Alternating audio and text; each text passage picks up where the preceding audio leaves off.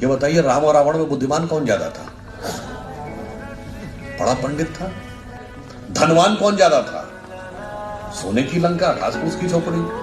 बलवान कौन ज्यादा था? रावण। पावर, जिसको पॉलिटिकल पावर कहते हैं, वो किसके पास ज्यादा थे? बताइए। उनके यहाँ कुबेर भी उनके यहाँ पानी भरते थे।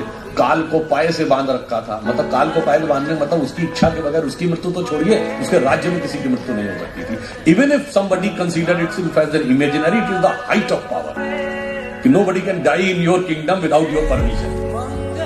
उम्र में कौन बड़ा था? भगवान का भक्त कौन बड़ा था? वो कहता, मुझसा पंडित मुझसा जो था और न कोई दूजा है, अपने शीशों को काट काट शंकर को मैंने पूजा है। इतने बड़े पुजारी तो राम भी नहीं थे भैया। अगर सब में वो बड़ा था तो कौन सी चीज ऐसी थी जिसमें राम बड़े थे और इतने बड़े हो गए कि रावण की सारी श्रेष्ठता धरी की धरी रह गई?